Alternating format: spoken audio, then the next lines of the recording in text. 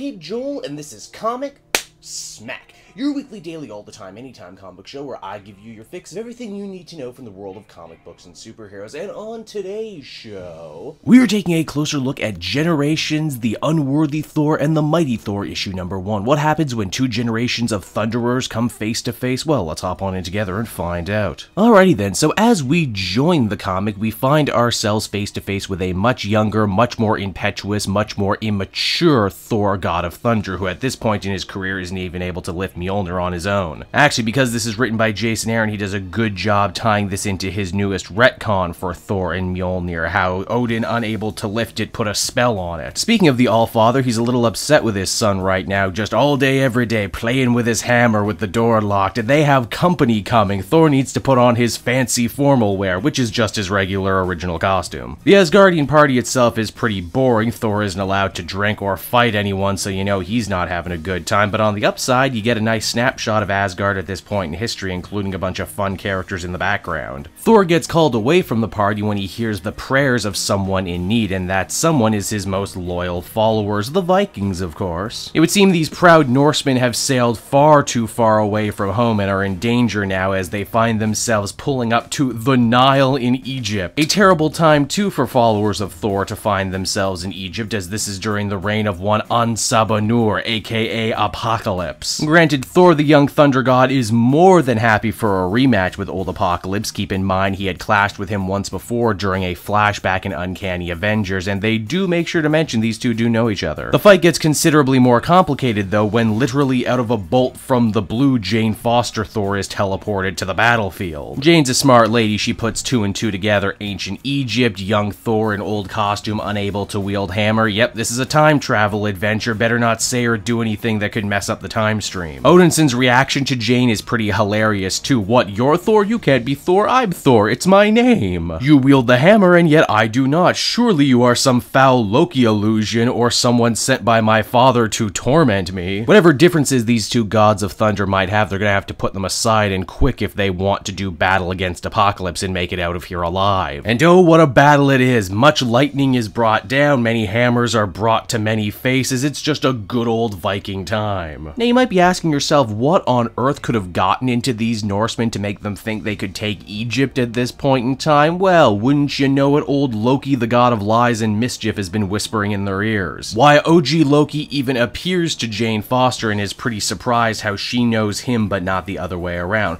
Then the two Thors join forces, manage to beat back Apocalypse before making a hasty retreat out of Egypt. Our true heroes talk shop for a little bit. Young Thor still doesn't believe that Jane is everything she claims to be, but Jane doesn't really care either way. In fact, she kind of has a new respect for Thor after this adventure. She sees how even young Thor was able to inspire the humans around him and how he was able to make them fight harder knowing that he had their back. For truly it was his connection to and his love of humanity that made Thor the worthy god that he was, and maybe Jane could take that into account. She then too disappears into the ether like all the other Generations books. However, unlike the previous Generations book, this one is written by Jason Aaron, who's also going to be penning the important Legacy one-shot, and he puts one hell of a stinger at the end of this comic. You see, from there we check on in with Odin the Allfather talking to an old girlfriend of his. Who is this mysterious woman who he says he had such adventures with in the past? Well, it's the frickin' Phoenix Force. Yeah, that's right, two members of what will be the Avengers 10 million BC. They were lovers once upon a time, back when Odin held the hammer and back when he had two eyes. So that was Generations, the Unworthy Thor and the Mighty Thor, and overall it might be my favorite of these Generation ones so far, due in no small part to the fact that Jason Aaron can write one hell of a Thor story,